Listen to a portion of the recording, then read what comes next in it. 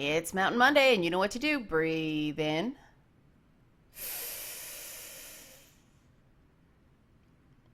And out.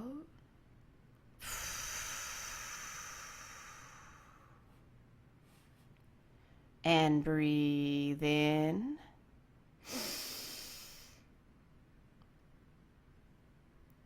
And out. Now, for those of you wondering what the photo is today, if you don't recognize it, this is a photo I took myself of the Green Mountains in Vermont when I was there recently. I thought, hey, there are mountains, and I do Mountain Monday. I'll use my own picture. I was so proud of myself. Probably too proud. But yeah, that's what it is. And I thought it was cool because like all the leafy green and then kind of the clouds and there's like sky poking through the clouds and there's light, but it's clouds. And, you know, I'm way overthinking this. Anyway, we're going to talk today about assumptions. And I know I've talked about this before, but not quite in this context and not specifically about assumptions in general. It's about a specific assumption when I've spoken about it. And the tricky thing about talking about assumptions and how they can be an issue is that assumptions, as far as behavioral scientists can tell, are actually a survival tactic. They keep us alive in, the most rudimentary form. It's like, oh, that bush is moving. The assumption is that there might be a predator inside it. I mean, that's the bare bones basic when you get into, evolutionary psychology and stuff like that. That's what they think. Now, I am not the biggest fan of evolutionary psychology to explain complex modern human behavior, because I think there are modern, what's the word I'm looking for? Modern influences, there we go, that can explain the same behavior without going back to Far Cry Primal days, right? And it's because people are rewarded for certain assumptions. It's exciting to cross a finish line. And that's my personal theory about why people are so inclined towards assumption, especially when it comes to things like politics and human behavior and, interpersonal stuff. People make assumptions to protect themselves emotionally. This whole idea of smart people aren't made a fool of, smart people are never tricked, smart people are never manipulated. It's very different to be smart than to, avoid deception. It's difficult. You can never completely avoid deception. I mean, I remember growing up, people love to tell me, well, Leanna, you're book smart, but you're not street smart. And looking back on it, I believed them at the time. Looking back on it, it's like, no, actually, I was probably more street smart than the people telling me that, because they got into, things like drug abuse and, bad stuff. And I didn't, because I was street smart enough to know that staying home and play Dungeons and Dragons and Crystal Castles was better than being out on the street. And it's amazing how well diversion programs do because of that. And unfortunately, with the culture wars that are going on in our society now, diversion programs are being affected by that, because a lot of communities can't agree on what to use to divert youth. And that's very sad, because I think, gaming could be a great thing. Like, could you imagine if a community group just invested in a series of consoles in low-income neighborhoods, and kids who couldn't afford it at home could just go in and play the games whenever they wanted? They could have their own accounts that they signed into at the community center, and they could just play the games there instead of going home to a place that might not be so good. And I mean, what are you doing? Well, I'm at the youth center. I'm at the youth group. You're playing video games. But, maybe then people can start talking to people. Like, a counselor could sit down and play games with somebody, and then it's a relaxed environment and it's all good. Or, while you're there, it's like, well, let's look at your homework for the day. Let's do a bit of that, and then you can play games, but simple. You don't want to push too hard, too fast. And this is part of the reason I'm so down on assumptions, because a lot of people assume that video games rot your brain or they cause violence, or none of these things are proven. they come from an assumption of, oh, it has to be bad. It must be. And people jump through a huge amount of hoops trying to find data that suits their assumptions. It's very different when you go in as neutral as you can be, or aware of your bias, which is more accurate, and be more aware of where you're most likely to make assumptions. So you can stop yourself from, becoming the mental equivalent of that bus in Speed, that movie Speed, where if it drops, below 40 miles an hour, then it explodes. I don't know if that's right. I deal in kilometers up here, so I don't really have a concept of what a mile is when I'm not walking it. I know what a mile is when I'm walking it because when I'm in LA for E3, I know I'm staying like a mile from the convention center and I walk that, so I know how long that is on foot. But by car, no idea, and I'll admit that myself. So assumptions can have pretty major negative consequences, and that's on a large scale. On a small scale, you end up accusing someone of something they didn't do because basically you were afraid of it, or you saw something that looked like something that led you to assume something, and you didn't catch the assumption.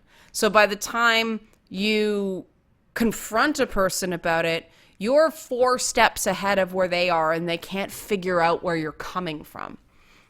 And I've been seeing a lot of that with these culture war conditions that we're experiencing right now. People have really latched on to a series of conspiracies, and I'm not saying the left or the right is more guilty of this than the other group. I've seen it on both sides, and I've seen it on people who want a justification to stay out of the left-right fight. They just go, they're all corrupt, and they leave it at that. Well, that's an assumption as well. And it's an easy assumption, and I completely understand why people make it, but you might be missing out on something by making that assumption, because the reality is there's very good people working on both the right and the left sides of the aisle, and the only way to really fix these culture war conditions, to get past it, is to empower, ethical, sane conservatives and ethical, sane liberals to find points of commonality, because that's really where the system works best. I mean, I remember growing up when I was in the 90s and started getting involved in this stuff, mostly through White Ribbon. For people who don't know what that is, there was a mass shooting at a place called L'École Polytechnique, and it was a guy who shot, I believe it was nursing students, just because they were women, and it started this national dialogue on violence against women, and the whole goal was to get men talking to each other about it. And part of that was about what worked, and part of that was about seeking allies from places that previously hadn't been sought out. And that was very foundational for my way of doing things, because when you're dealing with the communities like where I lived, results were everything, because it eats your soul to constantly try and fail when failure means a 14 or 15-year-old's life gets flushed down the toilet before they even get a chance to really try. And so, the slightest improvements, the tiniest things were really, reasons to hope. Any way things could turn around, any way you see a kid going in the right direction instead of the wrong direction, no matter how small, that was something I really wanted to cultivate. And I was dealing this as a peer, I forget what they called it at the time. The euphemism has changed so many times. Peer mediator, peer facilitator, peer counselor. They don't call it counselor anymore. I know that because that requires certification now. But I remember kids who they'd sit in a class and not hand in anything all year. And when things like that happen, when the kid's just sitting there and they're usually disruptive and all that stuff, the tendency was to assume that this kid's just a bad kid or that this kid's just a bad seed. And of course, if you got to know them at all, it turned out that they were products of bad environments. They couldn't learn, and they didn't see the purpose in learning because what they were learning in school wasn't helping them a damn at home. And that really, seeing the other side, because here I was, the smart, the smart brainy kid, the nerdy kid, and in, my elementary school years, grades up here, that's grades 1 through 6. Then we have middle school, and then we have high school. And when I was in elementary school, it was always in gifted anyway. They basically roped us off from the rest of the school for fear that we'd get beat up by the other kids. And that's a weird thing. I mean, the fact that you're not allowed to play with other children, you're looking right at them. You can see them in the hallways. And when there's assemblies and stuff like that, you're aware these kids are there, but you don't associate with them at all for our own protection. Like, that's a crazy thing. Instead of sensitizing people to different types of kids, they were othering the 4 classes? I think there were 4 gifted classes in the school. And that was just crazy. And then they went to all gifted schools. They went through gifted streams in a school. It's like this separate but different. Ridiculous. Kids are kids, and kids should learn to value the different skills and other types of kids. And I say this because, walking into a high school, a non-segregated high school, and by segregation I mean, non-gifted versus gifted, not race. But it was terrifying at first because they put the fear into me that I was going to get beat up. Junior high school, sorry, I misspoke. It started in grade 7. And, I really found that these so-called rough kids who wanted to beat me up, it was quite the opposite. These kids valued the fact that I was willing to help them with things. And because a lot of these kids didn't trust authority, they would rather learn from someone their own age than a teacher. And so it worked out really well. And, I ended up getting along quite well with these thugs that I was told were going to, try to shank me at the slightest provocation. And if that sounds strange, the neighborhood I grew up, that was a real risk. I remember I was it grade 5? And a kid stabbed me with a fake knife. And I didn't know it was fake until afterwards. It was terrifying. Empathy generating behavior, but probably not a good thing to have happened in the 5th grade. But it was interesting. And that's sort of why I went, well, wait a minute. If what I was told there was wrong, what else have I been misled about other people? And I started tutoring kids who were younger than me. I was in like grade 11 and tutoring grade 9 kids. And I mean, I never quite understood that kid in, the back of the class who only sometimes showed up or didn't really participate or was disruptive. I always thought, oh, that's just a bad kid, like I said. And then when I started tutoring these kids, and to give you some perspective, it was those kids who didn't write anything down. And my mandate from the teachers was just get them to write something, anything down so we can grade it. And what it turned out to be is you had to get them talking before you got them writing. And the only way to get them to talk was to talk about things that were relevant to them.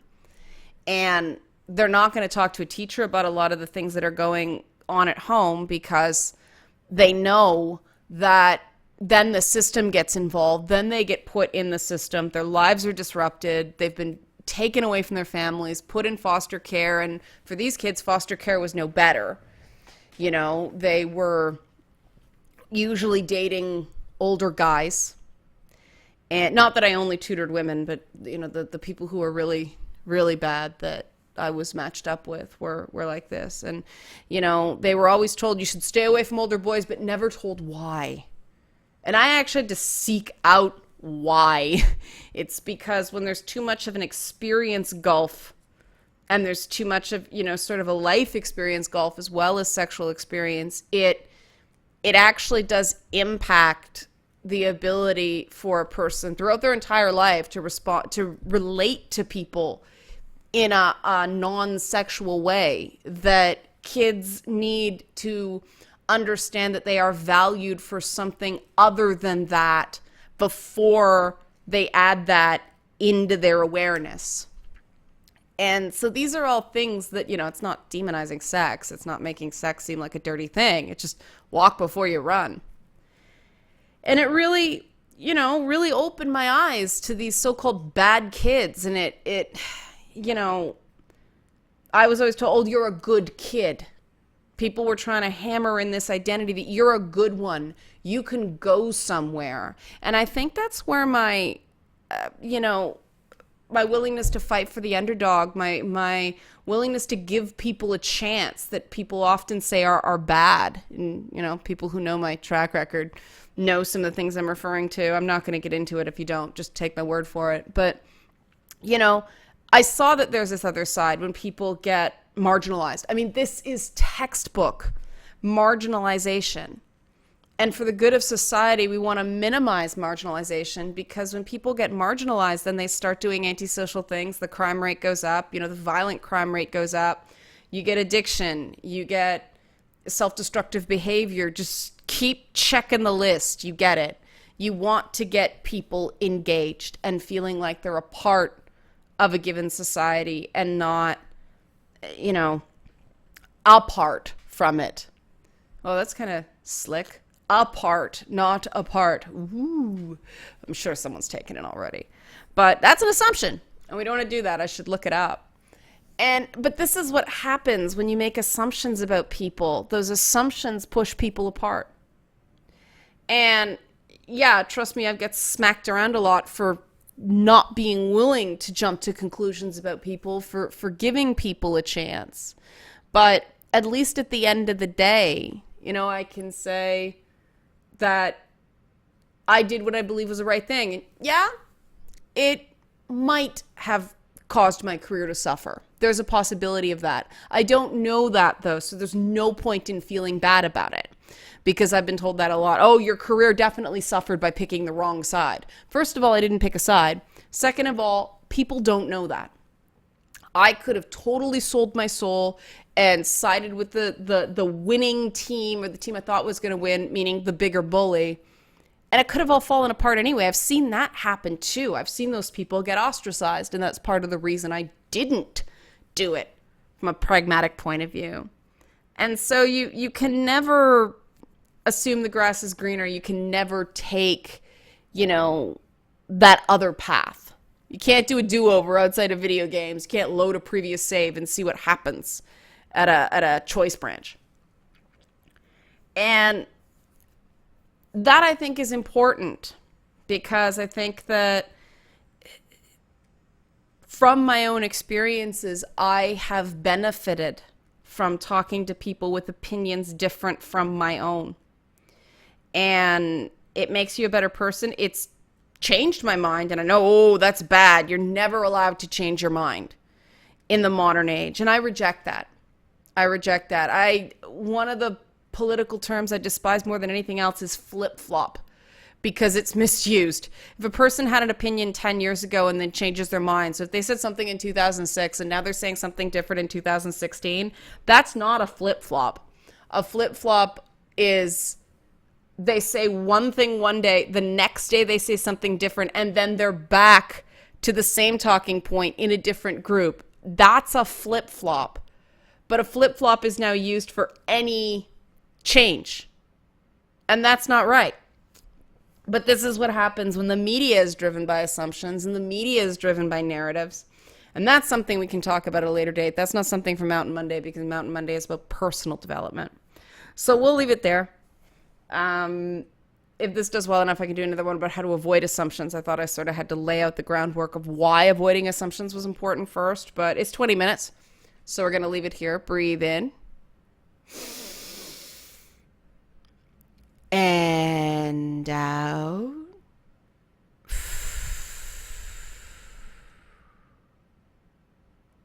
And breathe in. And out.